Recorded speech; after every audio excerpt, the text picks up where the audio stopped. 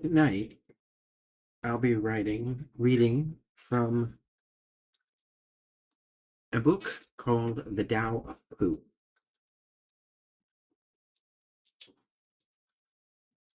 I have recently been informed that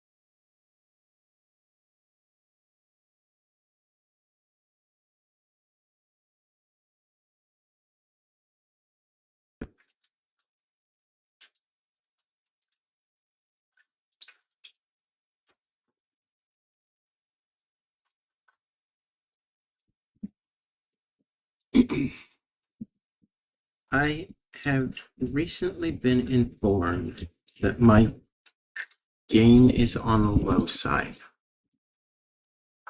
All right. That sounds like it's maybe a little better. As I was starting to say, I'll be reading from The Tao of Pooh, a book written by Benjamin Hoff. Now, I would say I have at least a few books by Benjamin Hoff, probably as many as I have from Thomas Cleary. Well, translated by Thomas Cleary. I also can't say I know where any of them are, other than a small handful. They've been packed and moved around many, many times, and I don't know where they are. That being said, I do know where the Tao of Pooh is. Benjamin Hoff answers the question of, well, he describes, rather, how Pooh is the ultimate Taoist. This particular edition is from 1982, originally published in 1982, so I believe I have the first edition in my hands. Copyright for Winnie the Pooh goes back to 1926, and Benjamin Hoff incorporated original quotes and illustrations in this book. It is my belief that it is out of print. This was published by Penguin Books. I do not know if it was published by anyone else at any other time.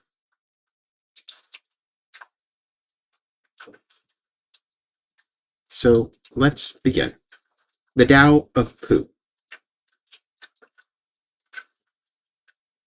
Benjamin Hoff is an Oregon writer, photographer, musician, and composer with a fondness for forests and bears. A Bachelor of Arts.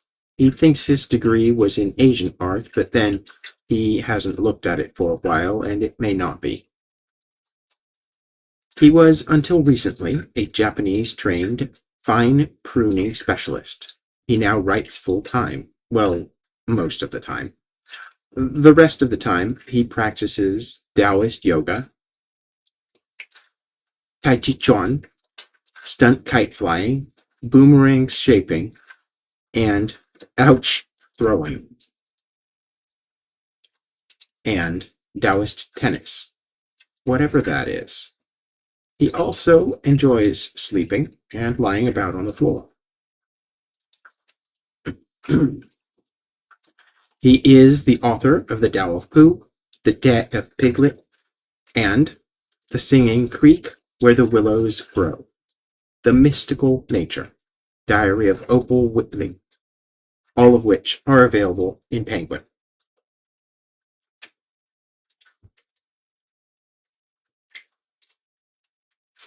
For Han Xiangtze, I apologize to anyone whom I may have offended with a terrible pronunciation. I cannot be certain whether it is correct or not. Cottleston, Cottleston, Cottleston pie. A fly can't bird, but a bird can fly. Ask me a riddle, and I reply. Cottleston, Cottleston, Cottleston pie. Forward. What's this you're writing? Asked Pooh, climbing onto the writing table. The Tao of Pooh, I replied. The how of Pooh? Asked Pooh, smudging one of the words I had just written. The Tao of Pooh, I replied, poking his paw away with my pencil. It seems more like the ow of Pooh, said Pooh, rubbing his paw. Well, it's not, I replied huffily. What's it about? Asked Pooh, leaning forward and smearing another word.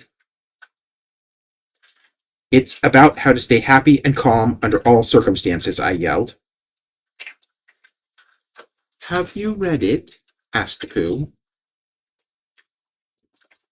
That was after some of us were discussing the great masters of wisdom, and someone was saying how all of them came from the East, and I was saying that some of them didn't, but he was going on and on, just like this sentence, not paying any attention when I decided to read a quotation of wisdom from the West to prove that there was more to the world than one half, and I read, When you wake up in the morning, Pooh, said Piglet at last, what's the first thing you say to yourself? What's for breakfast? Said Pooh. What do you say, Piglet? I say, I wonder what's going to happen exciting today, said Piglet. Pooh nodded thoughtfully. It's the same thing, he said. What's that? The unbeliever asked. The wisdom from a Western Taoist, I said. It sounds like something from Winnie the Pooh, he said. It is, I said. Well, that's not about Taoism, he said. Oh, yes, it is, I said. No, it's not, he said. What do you think it's about? I asked. It's about this dumpy little bear that wanders around asking silly questions, making up songs, and going through all kinds of adventures without ever accumulating any amount of intellectual knowledge or losing his simple-minded sort of happiness. That's what it's about, he said. Same thing, I said. That was when I began to get an idea to write a book that explained the principles of Taoism through Winnie the Pooh, and explained Winnie the Pooh through the principles of Taoism. When informed of my intentions, the scholars exclaimed, Preposterous! and things like that. Others said it was the stupidest thing they'd ever heard and that I must be dreaming. Some said it was a nice idea, but too difficult. Just where would you even begin? They asked. Well, an old Taoist saying puts it this way: 1,000-mile journey starts with one step. So I think that we will start at the beginning. The how of Pooh. You see, Pooh, I said, a lot of people don't seem to know what Taoism is.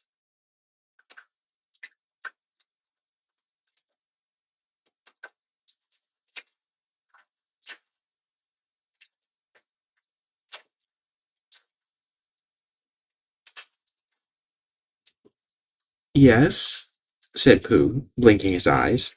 So that's what this chapter is for, to explain things a bit. Oh, I see, said Pooh, and the easiest way to do that would be for us to go to China for a moment. What? Said Pooh, his eyes wide open in amazement. Right now? Of course. All we need to do is lean back, relax, and there we are. Oh, I see, said Pooh. Let's imagine that we have walked down a narrow street in a large Chinese city and have found a small shop that sells scrolls painted in the classic manner. We go inside and ask to be shown something allegorical, something humorous, perhaps, but with some sort of timeless meaning. The shopkeeper smiles. I have just the thing, he tells us, a copy of the Vinegar Tasters. He leads us to a large table and unrolls the scroll, placing it down for us to examine. Excuse me, I must attend to something for a moment, he says, and goes into the back of the shop, leaving us alone with the painting. Although we can see that this is a fairly recent version, we know that the original was painted long ago. Just when is uncertain, but by now, the theme of the painting is well known.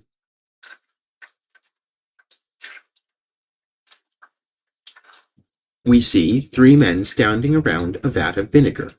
Each has dipped his finger into the vinegar and has tasted it. The expression on each man's face shows his individual reaction. Since the painting is allegorical, we are to understand that these are no ordinary vinegar tasters, but are instead representations of the three teachings of China, and that the vinegar they are sampling represents the essence of life. The three masters are Kung Fu Tse, Confucius, Buddha, and Lao Tse, author of the oldest existing book of Taoism.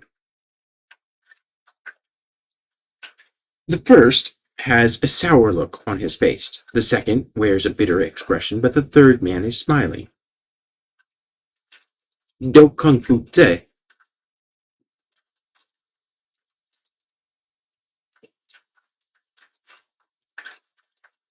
Life seemed rather sour.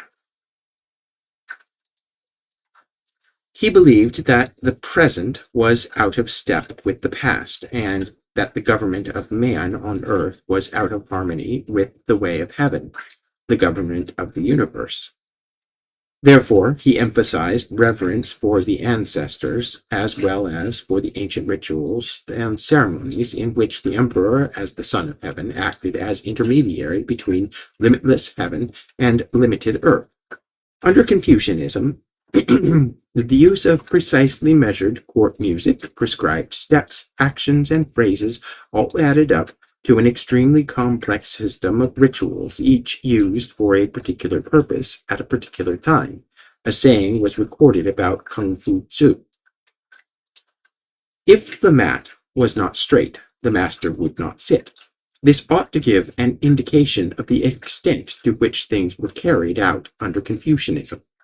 To Buddha, the second figure in the painting, life on earth was bitter, filled with attachments and desires that led to suffering. The world was seen as a setter of traps, a generator of illusions, a revolving wheel of pain for all creatures. In order to find peace, the Buddhist considered it necessary to transcend the world of dust and reach nirvana, literally a state of no wind.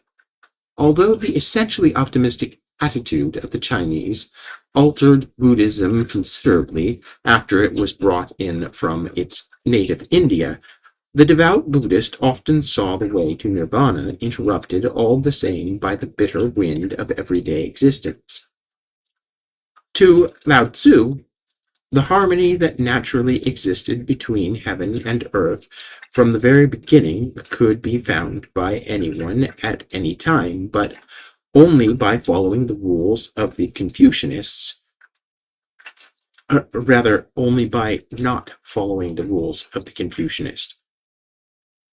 As he stated in his Tao Te Ching, the Tao Virtual Book, Earth was in essence a reflection of heaven, run by the same laws, not by the laws of men. These laws affected not only the spinning of distant planets, but the activities of the birds in the forest and the fish in the sea. According to Lao Tzu, the more man interfered with the natural balance produced by governed by the universal laws, the further away the harmony retreated into distance. The more forcing, the more trouble. Whether heavy or light, wet or dry, fast or slow, everything had its own its own nature already within it, which could not be violated without causing difficulties. When abstract and arbitrary rules were imposed from the outside, struggle was inevitable. Only then did life become sour. To Lao Tzu, the world was not a setter of traps, but a teacher of valuable lessons. Its lessons needed to be learned, just as its laws needed to be followed. Then all would go well. Rather than turn away from the world of dust, Lao Tzu advised others to join the dust of the world. When he saw operating behind everything, what he saw operating behind everything in heaven and earth, he called Tao, the way. A basic principle of Lao Tzu's teaching was that this way of the universe could not be adequately described in words, and that it would be insulting both to its unlimited power and to the intelligent human mind to attempt to do so. Still, its nature could be understood, and those who cared the most about it and the life from which it was inseparable understood it best. One moment.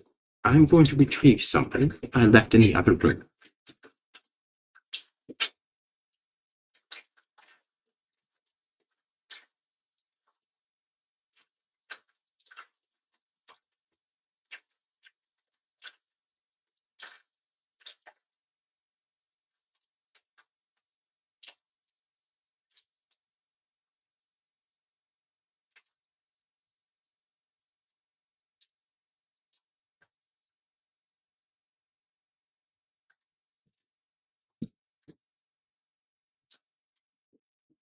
I apologize. I was retrieving a copy, or rather two, of the Tao Te Ching. What Benjamin Hoff is referring to is, of course, the first rule of the Tao Te Ching. And, as a brief interlude, I will select one of my copies.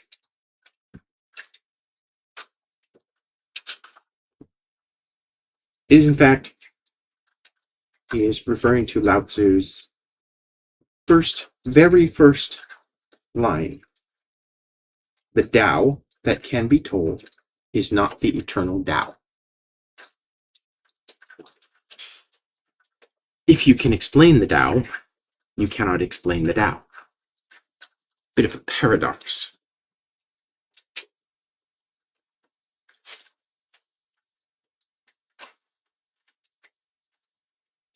Now,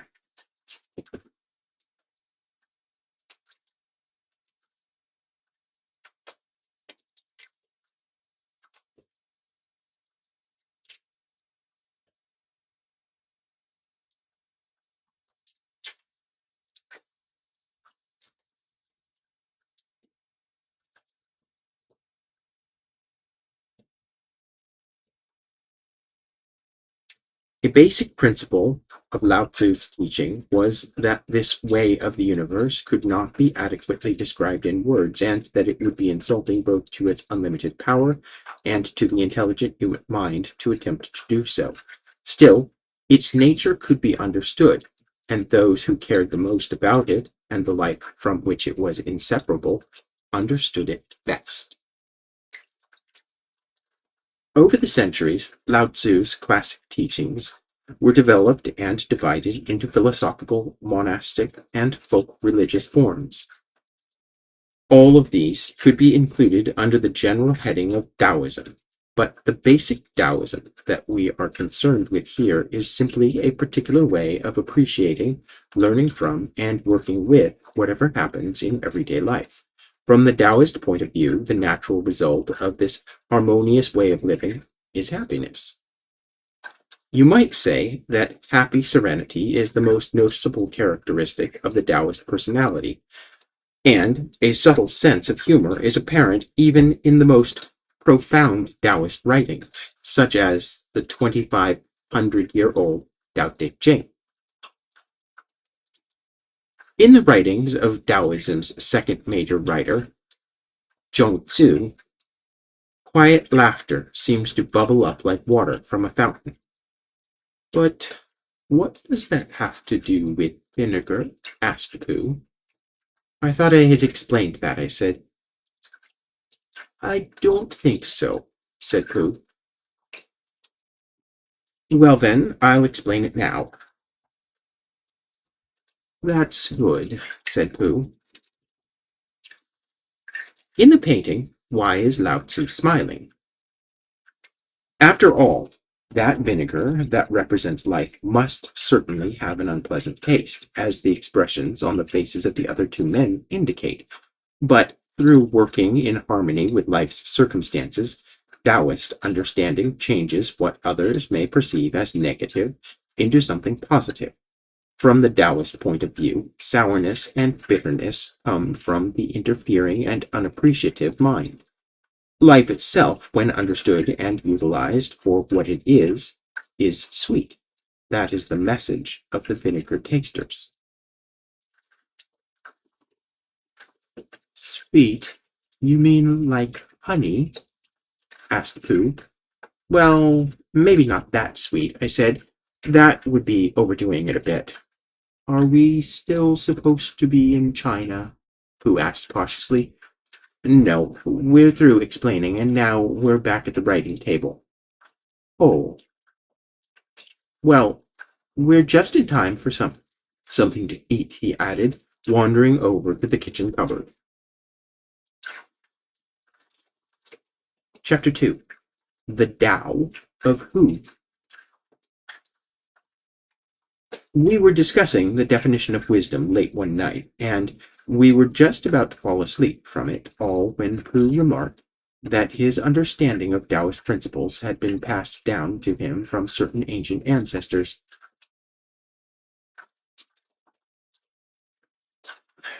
Like who? I asked.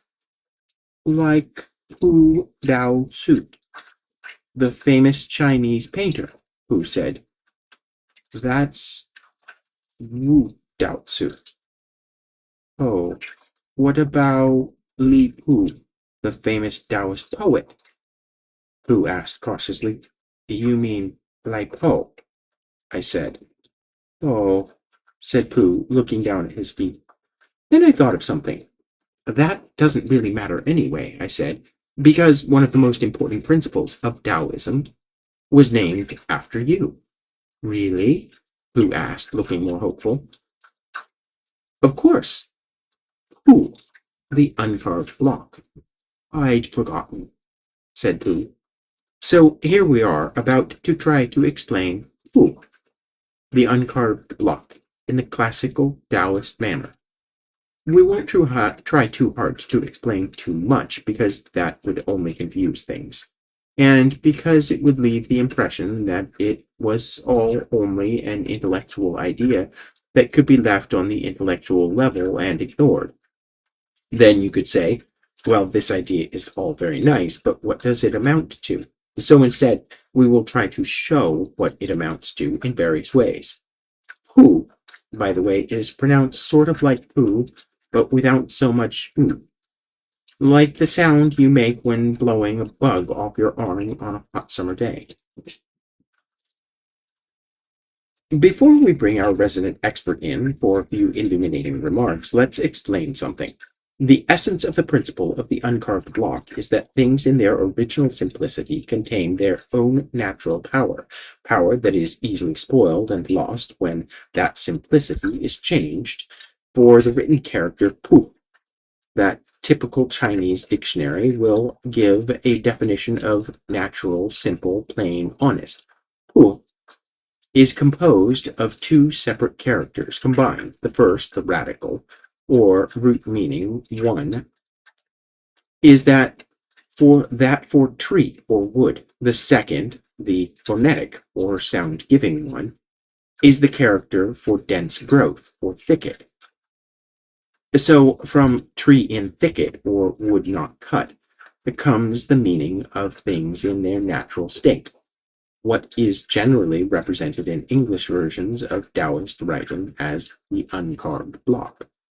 This basic Taoist principle applies not only to things in their natural beauty and function, but to people as well, or bears, which brings us to Pooh, the very epitome of the uncarved block.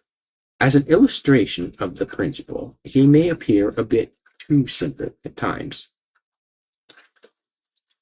I think it's more to the right, said Piglet nervously. What do you think, Pooh? Pooh looked at his two paws. He knew that one of them was the right, and he knew that when you had decided which one of them was the right, then the other one was the left. But he never could remember how to begin. Well, he began slowly. But no matter how he may seem to others, especially to those fooled by appearances, Pooh, the uncarved block, is able to accomplish what he does because he is simple-minded. And any old Taoist walking out of the woods can tell you simple-minded does not necessarily mean stupid. It's rather significant that the Taoist ideal is that of the still, calm, reflecting mirror mind, of the uncarved block, and it's rather significant that Pooh, rather than the thinkers, Rabbit, Owl, or Eeyore, is the true hero of Winnie the Pooh, the house at Pooh Corner. The fact is, said Rabbit, we've missed our way somehow. They were having a rest in a small sand pit on the top of the forest. Pooh was getting rather tired of that sand pit, and suspected it of following them about, because whichever direction they started in, they always ended up at it, and each time, as it came through the mist at them, Rabbit said triumphantly, "Now, I know where we are." And Pooh said sadly, "So do I." And Piglet said nothing. He had tried to think of something to say, but the only thing he could think of was, "Help! Help!" And it seemed silly to say that when he had Pooh and Rabbit with him. "Well," said Rabbit, after a long silence in which nobody thanked him for the nice walk they were having, "we'd better get on, I suppose. Which way shall we try?" "How would it be," said Pooh slowly, "if, as soon as we're out of sight of the pit, we try to find it again?" "What's the good of that?" said Rabbit. "Well," said Pooh, "we keep looking for home and not finding it, so I thought that if we looked for this pit, we'd be sure not to find it, which would be a good thing, because then we might find something that we weren't looking for, which might be just what we were looking for, really." "I don't see much sense in that," said Rabbit. "If I walked away from this pit and then walked back to it, of course I should find it." "Well, I thought perhaps we wouldn't," said Pooh. "I just thought—" "Try?" said Piglet suddenly. "We'll wait here for you." Rabbit gave a laugh to show how silly Piglet was, and walked into the mist. After he had gone 100 yards, he turned and walked back again, and after Pooh and Piglet had waited 20 minutes for him, Pooh got up. "Just as I thought," said Pooh. "Now then, Piglet, let's go home." "But, Pooh," cried Piglet, all excited, "do you know the way?" "No," said Pooh, "but there are 12 pots of honey in my cupboard, and they've been calling to me for hours. I couldn't hear them properly before because Rabbit would talk, but if nobody says anything except those 12 pots, I think, Piglet, I shall know where they're calling from. Come on." They walked off together, and for a long time Piglet said nothing so as not to interrupt the pots, and then suddenly he made a squeaky noise and an ooh noise, because now he began to know where he was, but he still didn't dare to say so out loud in case he wasn't. And just when he was getting so sure of himself that it didn't matter whether the pots went on calling or not, there was a shout in front of them, and out of the mist came Christopher Robin. After all, if it were cleverness that counted most, Rabbit would be number one. Instead of that, Bear. But that's not the way things work. "We've come to wish you a very happy Thursday," said Pooh, when he had gone in and out once or twice to make sure he could get out again. "Why, what's going to happen on Thursday?" asked Rabbit, when Pooh had explained, and Rabbit, whose life was made up of important things, said, "Oh, I thought you'd really come about something." They sat down for a little, and by Pooh and Piglet went on again. The wind was behind them now, so they didn't have to shout. "Rabbit's clever," said Pooh, thoughtfully. "Yes," said Piglet, "Rabbit's clever." "And he has brain." "Yes," said Piglet, "Rabbit has brain." There was a long silence. "I suppose," said Pooh. "That's why he never understands anything." And if Clever Rabbit doesn't quite have what it takes, Abrasive Eeyore certainly doesn't either. Why not? Because of what we could call the Eeyore attitude. You might say that while Rabbit's little routine is that of knowledge for the sake of being clever, and while Owl's is that of knowledge for the sake of appearing wise, Eeyore's is knowledge for the sake of complaining about something.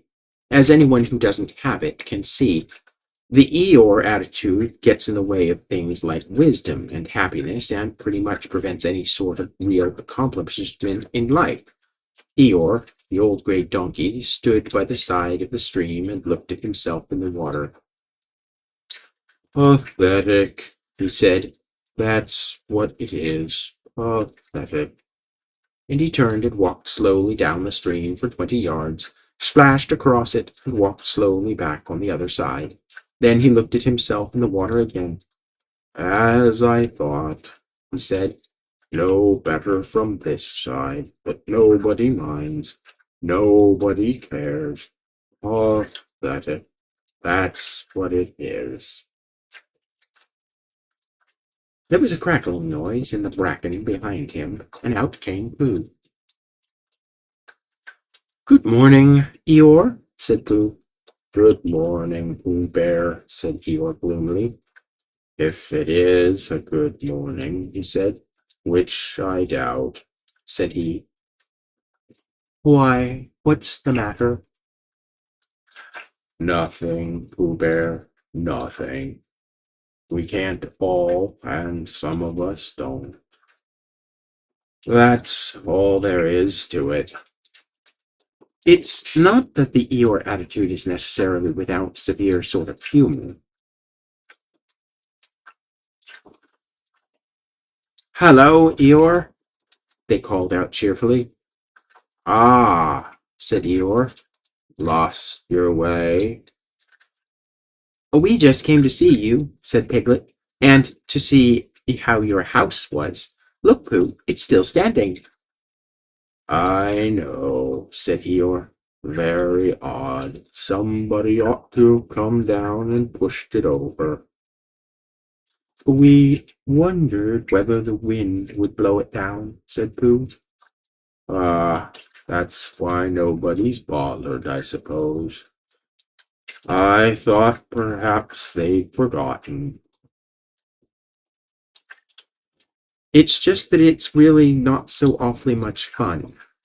Not like a few other points of view we can think of.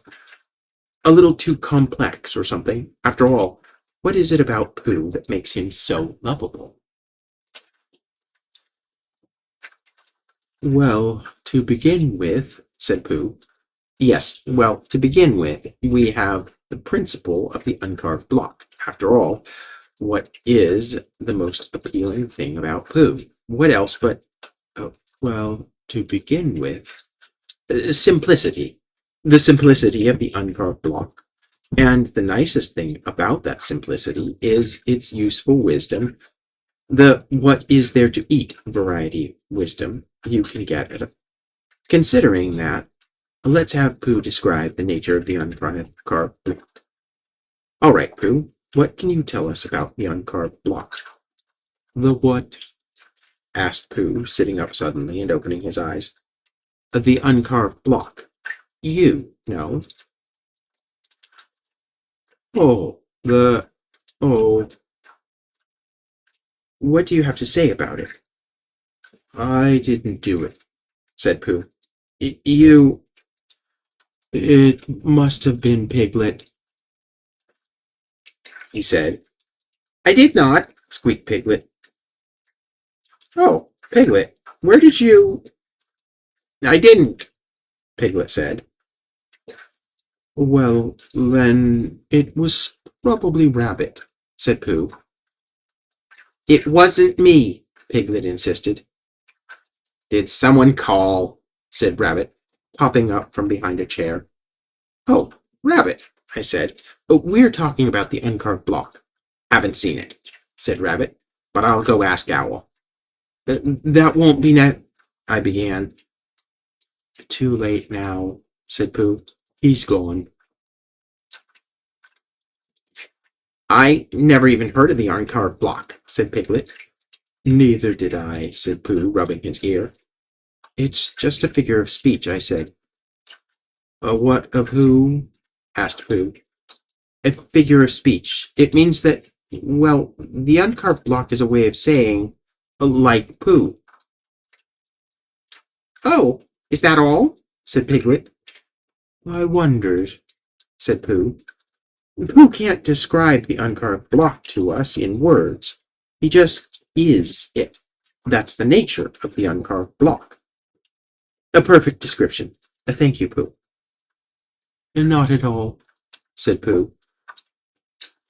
When you discard arrogance, complexity, and a few other things that get in the way, sooner or later you will discover that simple childlike and mysterious secret known to those of the uncarved block, life is fun. Now, one autumn morning, when the wind had blown all the leaves off the trees in the night and was trying to blow the branches off, Pooh and Piglet were sitting in the thoughtful spot and wondering.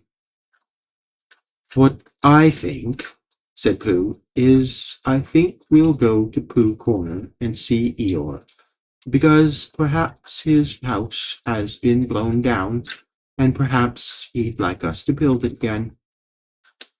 What I think, said Piglet, is I think we'll go and see Christopher Robin, only he won't be there, so we can't. Let's go see everybody, said Pooh, because when you have been walking in the wind for miles, and you suddenly go into somebody's house, and he says, Hello, Pooh, you're just in time for a little smackful of something, and you are, then it's what I call a friendly day. Piglet thought they ought to have a reason for going to see everybody, like looking for small or organizing an exploitation. If Pooh could think of something, who could? We'll go because it's Thursday, he said, and we'll go to wish everybody a very happy Thursday. Come on, Piglet. From the state of the uncarved block comes the ability to enjoy the simple and the quiet, the natural and the plain. Along with that comes the ability to do things spontaneously and have them work, odd as that may appear to others at times. As Piglet put it in Winnie the Pooh, Pooh hasn't much brain, but he never comes to any harm. He does silly things, and they turn out right. To understand all this a little better, it might help to look at someone who is quite the opposite. Someone like, say, Owl, for example. Spelling Tuesday. Through copse and spiny marched Bear, down open slopes of gorse and heather, over rocky beds of streams, up steep banks and of sandstone, into the heather again, and so at last, tired and hungry, to the 100-acre wood, for it was in the 100-acre wood that Owl lived.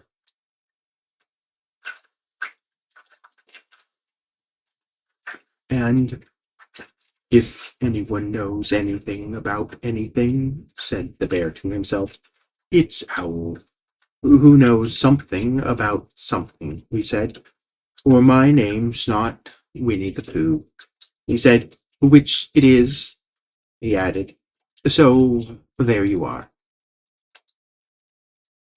So now we come to Owl's house, as some of us have so many times before, searching for answers to questions of one sort or another. We will find the answers here. Before we go in and take a look around, it seems appropriate to have a few background remarks about the kind of scholar that Owl represents, in relation to the attitudes and principles of Taoism that we are concerned with here. To begin with, it is necessary to point out that in China, scholars were generally Confucianist in training and orientation, and therefore often spoke a somewhat different language from the Taoists, who tended to see Confucianist scholars as busy ants spoiling the picnic of life, rushing back and forth to pick up the bits and pieces dropped from above. In the final section of the Tao Te Ching, Lao Tzu wrote, "The wise are not learned, the learned are not wise," an attitude shared by countless Taoists before and since. From the Taoist point of view, while the scholarly intellect may be useful for analyzing certain things, deeper and broader matters are beyond its limited reach. The Taoist writer, Zheng Zhu, worded it this way: "A well frog cannot imagine the ocean, nor can a summer insect conceive of ice. How then can a scholar understand the Tao? He is restricted by his own learning." This and other selections from classical Oriental texts are my own translations and adaptations. It seems rather odd, somehow, that Taoism, the way of the whole man, the true man, the spirit man, to use a few Taoist terms, is for the most part interpreted here in the West by the scholarly Owl, by the brain, the academician,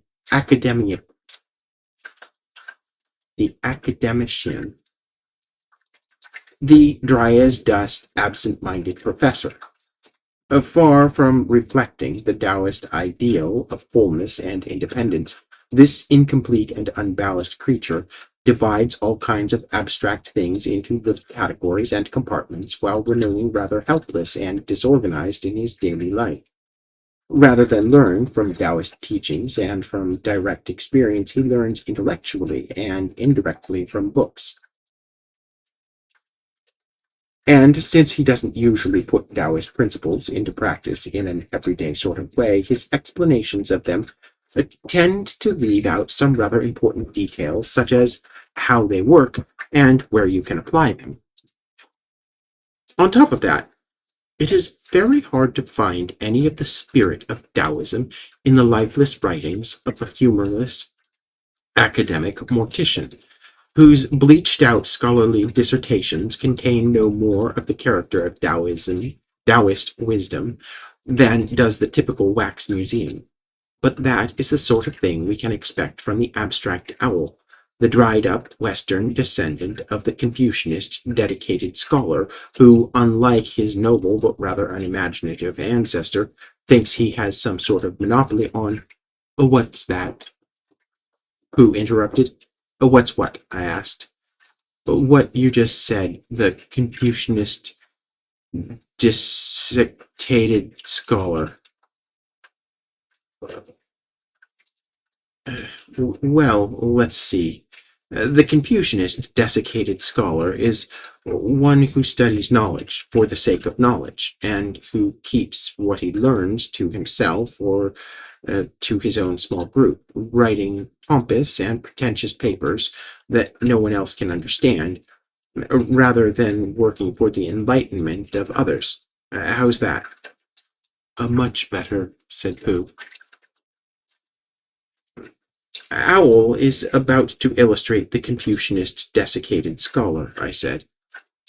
"I see," said Pooh. "Which brings us to Owl. Now let's see, how did Rabbit describe the situation with Owl? Oh, here it is. You can't help respecting anybody who can spell Tuesday, even if he doesn't spell it right, but spelling isn't everything.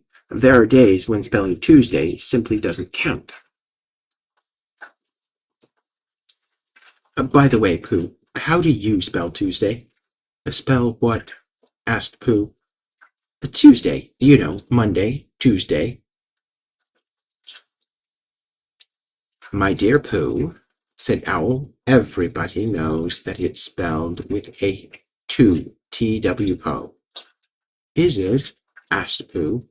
"Of course," said Owl. "After all, it's the second day of the week." "Oh, is that the way it works?" asked Pooh. "All right, Owl," I said. "Then what comes after Tuesday?" "Thursday," said Owl. "Owl, you're just confusing things," I said. "This is the day after Tuesday, and it's not Thursday. I mean Thursday." "Then what is it?" asked Owl. "It's today," squeaked Piglet. "My favorite day," said Pooh. "Ours too. We wonder why the scholars don't think much of it. Perhaps it's because they confuse themselves thinking about the other days so much. Now, one rather annoying thing about scholars is that they are always using big words that some of us can't understand." "Well," said Owl, "the customary procedure in such cases is as follows."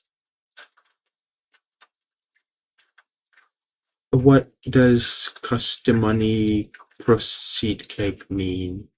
said Pooh, "for I am a bear of very little brain, and long words bother me." "It means the thing to do." "As long as it means that, I don't mind," said Pooh humbly. "And one sometimes gets the impression that those intimidating words are there to keep us from understanding. That way, the scholars can appear superior and will not likely be suspected of not knowing something. After all, from the scholarly point of view, it's practically a crime not to know everything. But sometimes the knowledge of the scholar is a bit hard to understand because it doesn't seem to match up with our own experience of things. In other words, knowledge and experience do not necessarily speak the same language. But it's the knowledge that comes from experience more valuable than the knowledge that doesn't. It seems fairly obvious to some of us that a lot of scholars need to go outside and sniff around, walk through the grass, talk to the animals, that sort of thing. "Lots of people talk to animals," said Pooh. Maybe, but not very many listen, though," he said. "That's the problem," he added. "In other words, you might say that there is more to knowing than just being correct, as the mystical poet Han Shan wrote. A scholar named Wang laughed at my poems. The ancients are wrong, he said. Too many beats. The meter is poor. The wording impulsive. I laugh at his poems, as he laughs at mine. They read like the words of a blind man describing the sun. Quite often, struggling like a scholar over relatively unimportant matters can make us increasingly confused. Pooh described the Confucianist's state of mind quite accurately. On Monday, when the sun is hot, I wonder to myself a lot. Now, is it true or is it not? That what is which and which is what? On Tuesday, when it hails and snows, the feeling of me grows and grows, that hardly anybody knows. If those are these or these are those. On Wednesday, when the sky is blue and I have nothing else to do, I sometimes wonder if it's true that who is what and what is who. On Thursday, when it starts to freeze and hoarfrost twinkles on the trees, how very readily one sees that these are whose, but whose are these. On Friday, yes, whose are these, anyway? To the desiccated scholars, putting names on things is the most vital activity in the world. Tree, flower, dog.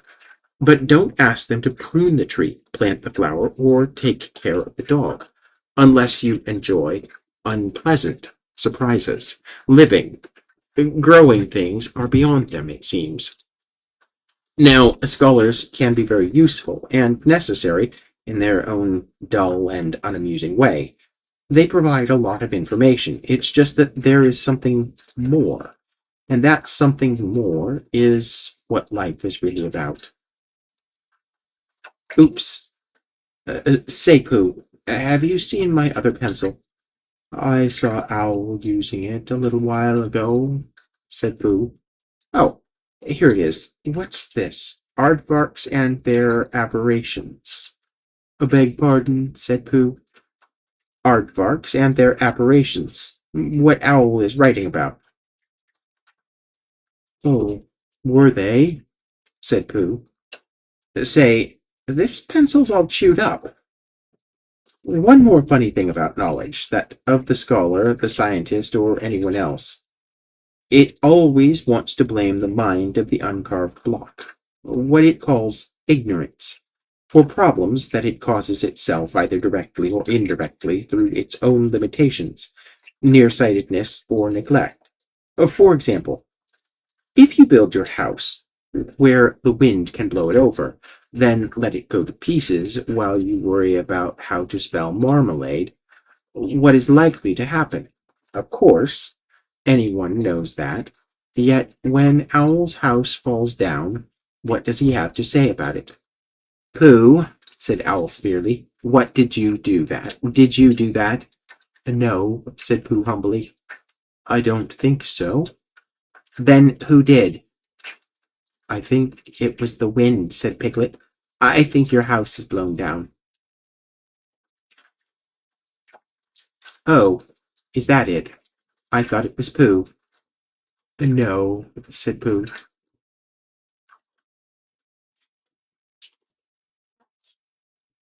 For the chapter's concluding word about knowledge for the sake of knowledge, let's recall an incident from the house at Pooh Corner. Eeyore was busy intimidating Piglet with something he'd made from 3 sticks. Do you know what A means, Piglet? No, Eeyore, I don't. It means learning. It means education. It means all the things that you and Pooh haven't got. That's what A means. Oh, said Piglet again. I mean, does it? He explained quickly. I'm telling you, people come and go in this forest and they say it's only Eeyore, so it doesn't count. They walk to and fro, saying ha ha, but do they know anything about A? They don't. It's just three sticks to them. But to the educated, mark this little piglet, to the educated, not meaning poos and piglets. It's a great deal, a glorious A. Not, he added, just something that anybody can come and breathe on. Then Rabbit came along. There's just one thing I wanted to ask you, Eeyore. What happens to Christopher Robin in the mornings nowadays? What's this that I'm looking at?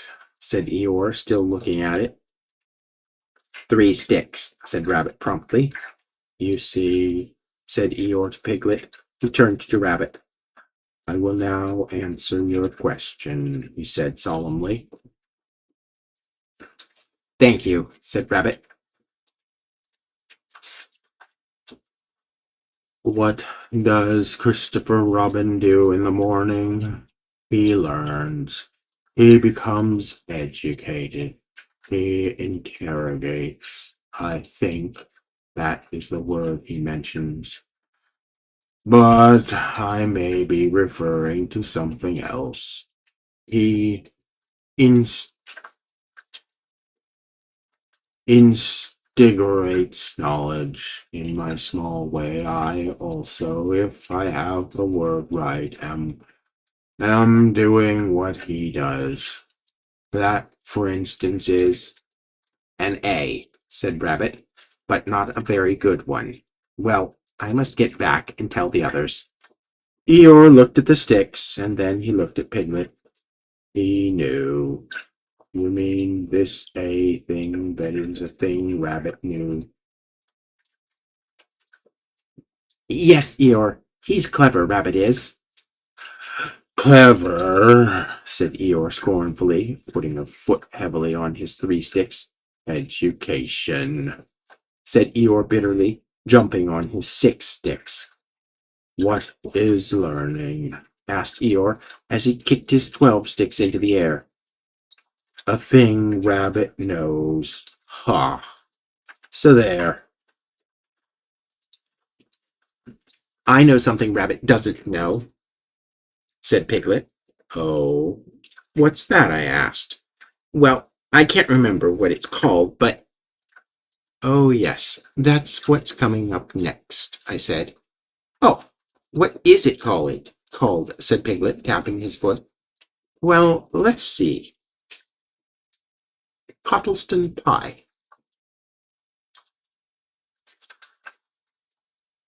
Remember when Kanga and Roo came to the forest? Immediately, Rabbit decided that he didn't like them because they were different. Then he began thinking of a way to make them leave. But fortunately for everyone, the plan failed, as clever plans do sooner or later. Cleverness, after all, has its limitations. Its mechanical judgments and clever remarks tend to prove inaccurate with passing time because it doesn't look very deeply into things to begin with. As in Rabbit's case, it has to change its opinions later on because of what it didn't see when it was forming them.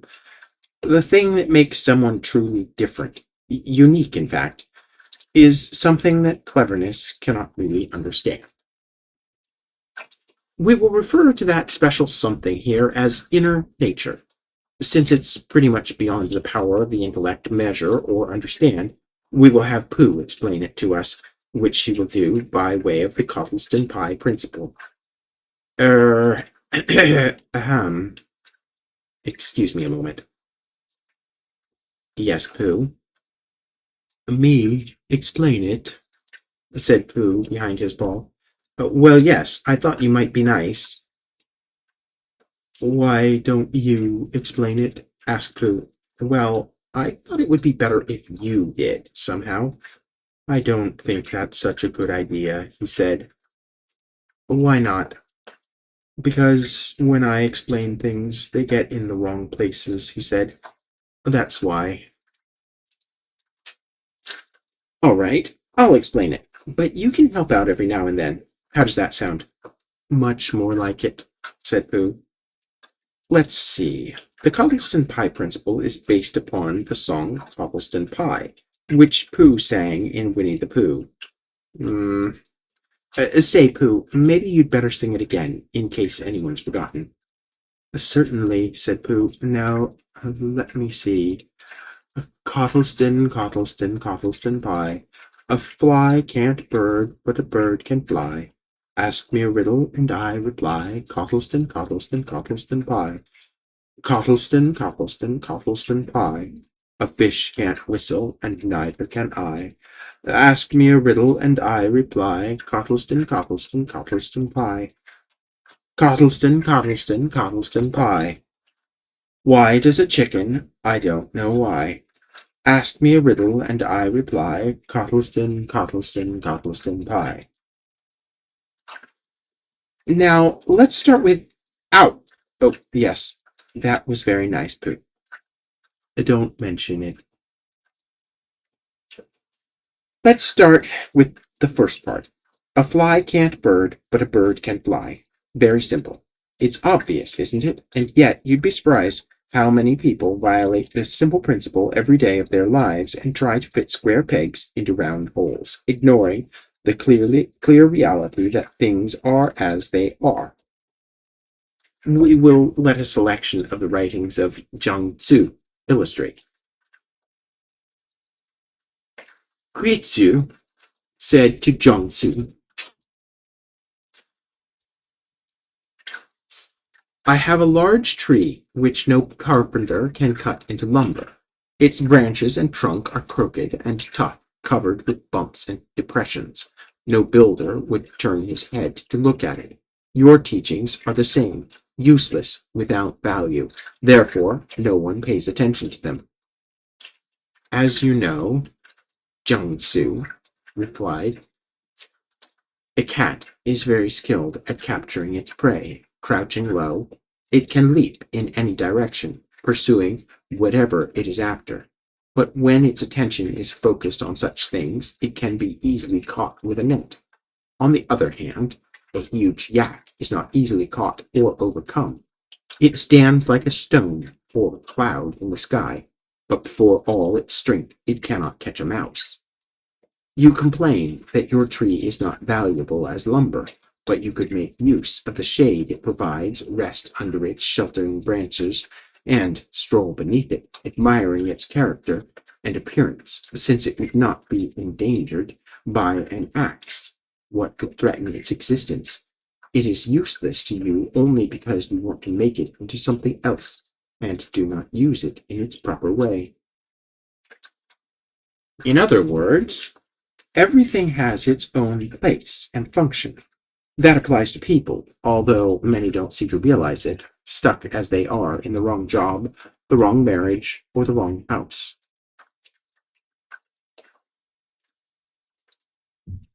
When you know and respect your own inner nature, you know where you belong.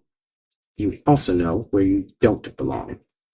One man's food is often another man's poison, and what is glamorous and exciting to some can be dangerous trap to others. An incident in the life of Zhang Tzu can serve as an example. While sitting on the banks of Pooh River, Zhang Tzu was approached by two representatives of the Prince of Chu, who offered him a position at court. Zhang Tzu watched the water flowing by as if he had not heard. Finally, he remarked, I am told that the prince has a sacred tortoise, over 2,000 years old, which is kept in a box, wrapped in silk and brocade. That is true, the officials replied. If the tortoise had been given a choice, Zhang Tzu continued, which do you think he would have liked better? To have been alive in the mud or dead within the palace? To have been alive in the mud, of course, the man answered. I too prefer the mud, said Zhang Tzu. Goodbye. I like mud too, said Pooh. Yes, well, anyway, on a hot summer day, nothing like it, he said. But the point is, it keeps you cool, he said. That's not important here, Pooh, I said. It's not. he asked in a shocked sort of way. I mean, there are other things to be. How do you know? Said Pooh. Have you ever tried it? No, but just the thing for a hot summer day, he continued, leaning back and closing his eyes. Down by the river, covered with mud. Look, Pooh.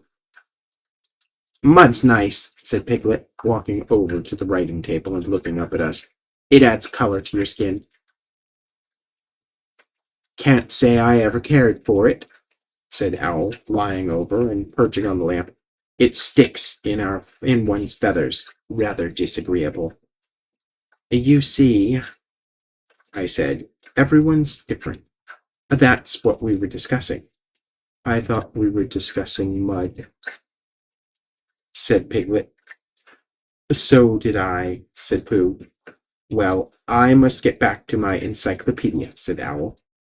And now, if we can, let's go on to the second part. A fish can't whistle, and neither can I. Coming from a wise mind, such a statement would mean I have certain limitations, and I know what they are. Such a mind would act accordingly. There's nothing wrong with not being able to whistle, especially if you're a fish. But there can be lots of things wrong with blindly trying to do what you aren't designed for. Fish don't live in trees, and birds don't spend much time underwater, if they can help it. Unfortunately, some people who always seem to think they're smarter than fish and birds somehow aren't so wise, and end up causing big trouble for themselves and others. That doesn't mean that we need to stop changing and improvising or improving. It just means that we need to recognize what's there. If you face the fact that you have weak muscles, say, then you can do the right things and eventually become strong. But if you ignore what's there and try to lift someone's car out of a ditch, what sort of condition will you be in after a while? And even if you have more muscle than anyone alive, you still can't push over a freight train. The wise know their limitations, the foolish do not. To demonstrate what I mean, we can think of no one better than Tigger, who doesn't know his limitations. Oh, excuse me. He says he does now. Well, let's recall how he was forced to recognize one of them. Anyway, Roo and Tigger were walking through the forest one morning, and Tigger was talking about all the things that Tiggers can do. Can they fly? Asked Roo. Yes, said Tigger. They're very good flyers. Tiggers are stony good flyers. Ooh, said Roo. Can they fly as well as Owl? Yes, said Tigger. Only they don't want to. Well, after this sort of talk had gone on for a while, they arrived at the 6 pine trees. I can swim, said Roo. I fell into the river, and I swim. Can Tiggers swim? Of course they can.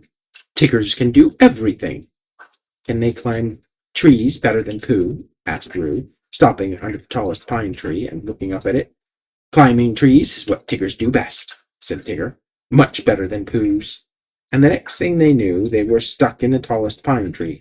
Well, not so good. But then Pooh and Piglet came along, and of course Pooh realized right away what was happening. Well, not right away.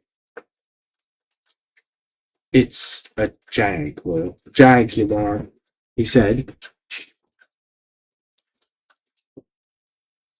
What do jaguars do? Asked Piglet, hoping that they wouldn't. They hide in branches of trees and drop down on you as you go underneath, said Pooh. A Christopher Robin told me. Perhaps we'd better hadn't go underneath Pooh, in case he dropped and hurt himself. They don't hurt themselves, said Pooh. They're such very good droppers. Piglet still felt to be underneath a very good dropper would be a mistake, and he was just going to hurry back for something which he had forgotten when the jaguar called out to them. Help! Help! It called. That's what jaguars do, said Pooh, much interested. They call help, help. And then when you look up, They drop on you. But eventually, Christopher Robin and Eeyore came along and a rescue net was formed. Then Roo jumped and was saved, and Tigger jumped, sort of, and was saved, sort of. There was a crash and a tearing noise and a confused heap of everybody on the ground. Christopher Robin and Pooh and Piglet picked themselves up first, and they picked Tigger up, and underneath everybody else was Eeyore.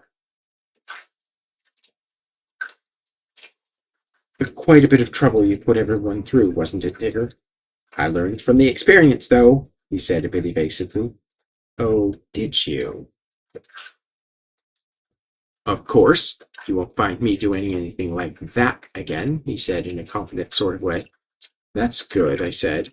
On your way somewhere, are you? Yes, he said. Roo and I are going swimming. Oh, well, don't forget to take a rope. A rope? Why a rope? Said Tigger.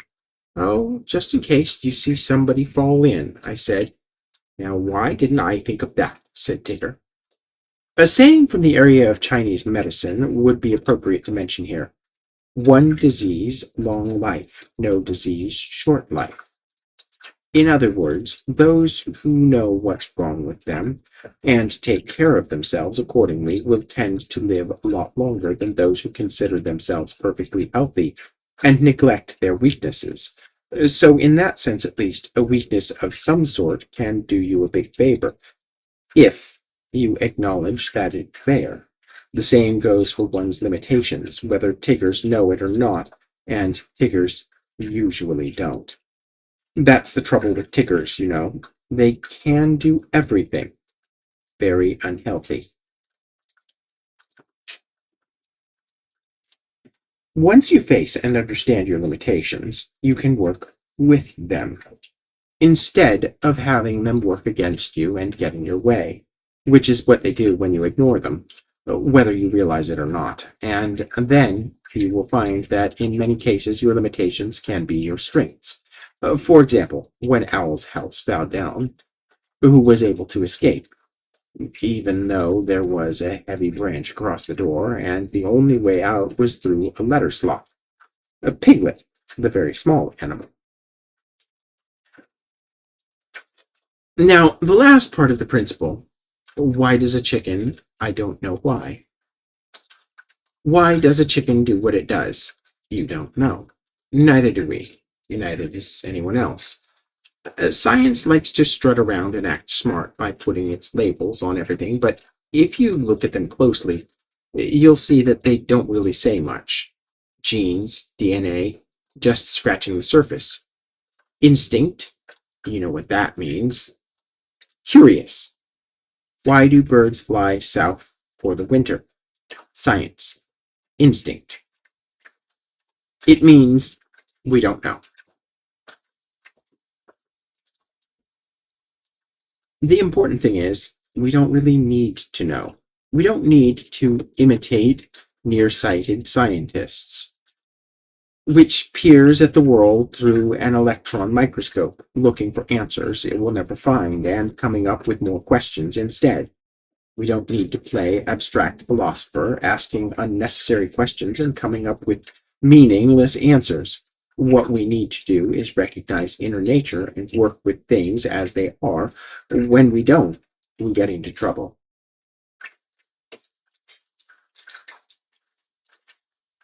Pooh and Piglet found this out when they tried to catch a heffalump. Not really knowing what heffalumps like to eat, Piglet assumed that they would be attracted by acorns, and Pooh thought, but first, you remember what a heffalump is, don't you? One day, when Christopher Robin, Winnie the Pooh,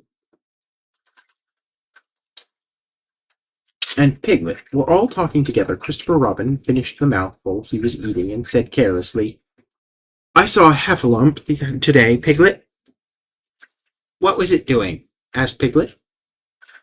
Just lumping along, said Christopher Robin. I don't think it saw me. I saw one once, said Piglet. At least, I think I did, he said. Only perhaps it wasn't. So did I, said Pooh, wondering what a heffalump was like. You don't often see them, said Christopher Robin carelessly.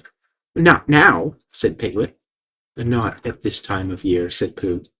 That's what a heffalump is. So Pooh and Piglet decided to capture one. The plan started out well. Pooh's first idea was that they should dig a very deep pit, and then the heffalump would come along and fall into the pit, and... Why, said Piglet. Why what? Said Pooh. Why would it fall in? Pooh rubbed his nose with his paw, and said that the heffalump might be walking along, humming a little song and looking up at the sky, wondering if it would rain, and so he wouldn't see the very deep pit until he was halfway down, when it would be too late. Piglet said that was a very good trap, but supposing it were raining already? Pooh rubbed his nose again, and said that he hadn't thought of that, and then he brightened up and said that if it were raining already, the heffalump would be looking at the sky, wondering if it would clear up, and so he wouldn't see the very deep pit until he was halfway down, when it would be too late. Piglet said that now that this point had been explained, he thought it was a cunning trap. Pooh was very proud when he heard this, and he felt that the heffalump was as good as caught already, but there was just one other thing which had to be thought about, and it was this: where should they dig the very deep pit? Piglet said that the best place would be somewhere where heffalump was, just before he fell into it, only about a foot farther on. But then he would see us digging it, said Pooh. Not if he was looking at the sky.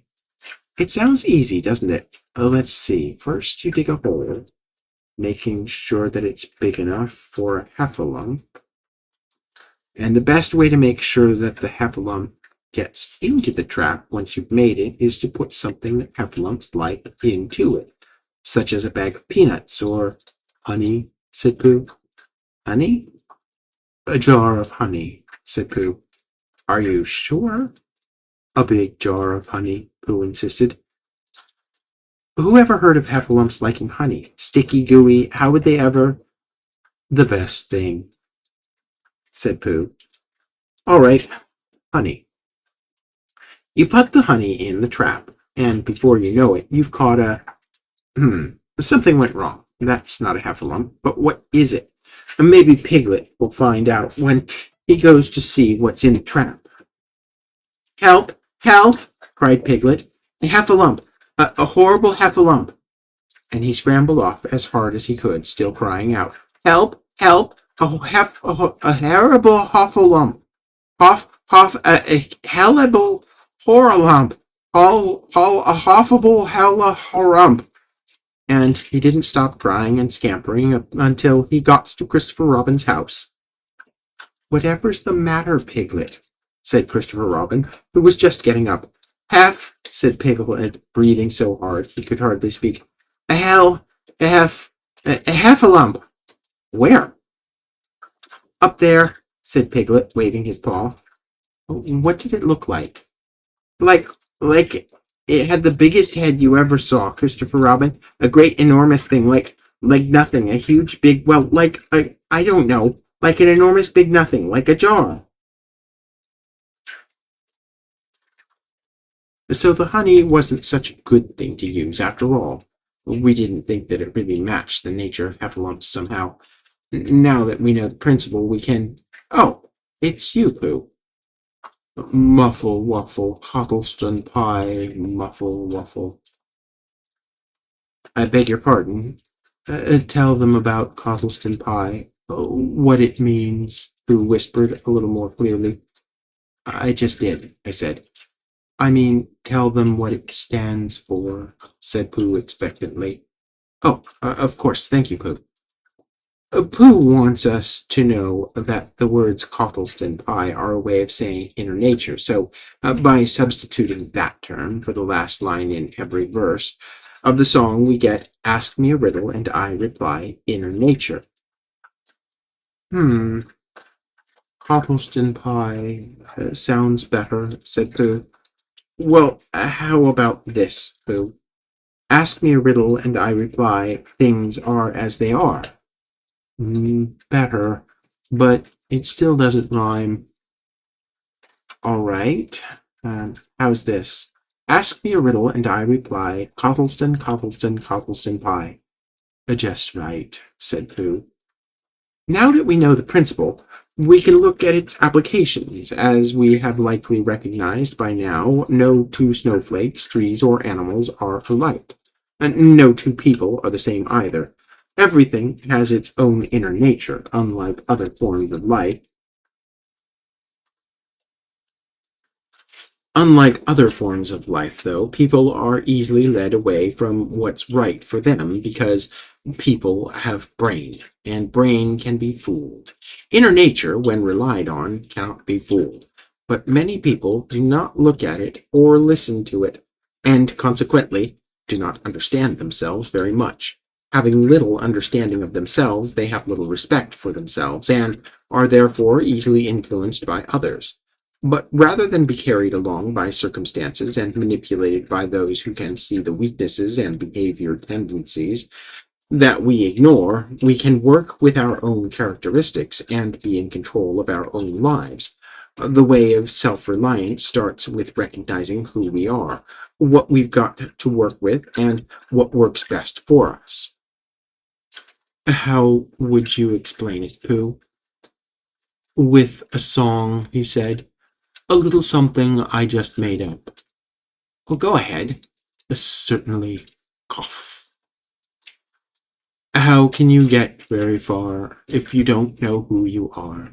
How can you do what you ought if you don't know what you've got? If you don't know which to do of all the things in front of you, then what you'll have when you're through is just a mess without a clue. Of all the best that we come true, if you know what and which and who. That's it, he said, leaning back and closing his eyes. A masterpiece. Well, better than average, maybe. Sooner or later, we are bound to discover some things about ourselves that we don't like. But once we see they're there, we can decide what we want to do with them. Do we want to get rid of them completely, change them into other things, or use them in beneficial ways? The last two approaches are often especially useful since they avoid head-on conflict and therefore minimize struggle. Also, they allow those transformed characteristics to be added to the list of things we have that help us out. In a similar manner, instead of struggling to erase what we are referred to as negative emotions, we can learn to use them in positive ways. We could describe the principle like this. While pounding on the piano keys may produce noise, removing them doesn't exactly further the creation of music.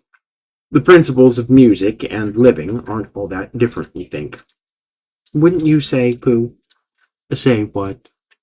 Asked Pooh, opening his eyes. Music and living. The same thing, said Pooh. That's what we thought. So, rather than work against ourselves, all we need to do, in many cases, is to point our weaknesses or unpleasant tendencies in a different direction than we have been. The following incident, recorded by the Taoist Liu, can serve to illustrate.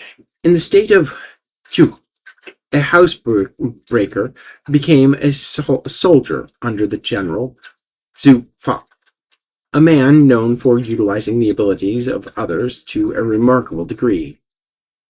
A short while later, Zhu was attacked by the army of the state of Fa's men, of the army of the state Fa's men went out to counter the attack, but were driven back by 3 times. The Juke strategists exhausted their minds while the enemy forces grew stronger. At that point, the housebreaker stepped forward and asked for a chance to work for the defense of the Juke. The general granted his request, That night, the housebreaker sneaked into the cheap camp, entered the general's tent, and removed the curtains from the bed. Sufa sent these back the next morning by special envoy with a note which explained they had been found by some men who were out gathering firewood. The following evening, the housebreaker removed the cheap general's pillow. The next morning, it was returned with a message like the first. On the third night, the housebreaker removed the general's jade hairpin. It was returned the next morning. That day, the cheap general called his officers to gather. "One more night," he warned them, "and it will be my head." The troops were ordered to break camp and return home. So there is no such thing as an ability that is too useless, too crooked, or too small. It only depends on what you do with it. As Lao Tzu pointed out, the bad can be raw material for the good. So quite often, the easiest way to get rid of a minus is to change it into a plus. Sometimes you will find that characteristics you try hard to eliminate eventually come back anyway. But if you do the right things, they will come back in the right ways, and sometimes those very tendencies that you dislike the most can show up in the right way at the right time to save your life somehow. If that's ever happened to you, you'll think twice before setting out to completely unbounce yourself. But what do we mean by unbounce yourself? Well, you remember the situation with Tigger. "How did you fall in, Eeyore?" asked Rabbit, as he dried him with Piglet's handkerchief. "I didn't," said Eeyore. "But how?" "I was bounced," said Eeyore. "Ooh," said Roo excitedly. "Did someone push you?" "Someone bounced me. I was just thinking by the side of the river, thinking, if any of you know what that means, when I received a loud bounce." "Oh, Eeyore," said everybody. "Are you sure you didn't slip?" asked Rabbit wisely. "Of course I slipped. If you're standing on the slippery bank of a river and somebody bounces you loudly from behind, you slip. What did you think I did?" "But who did it?" asked Roo.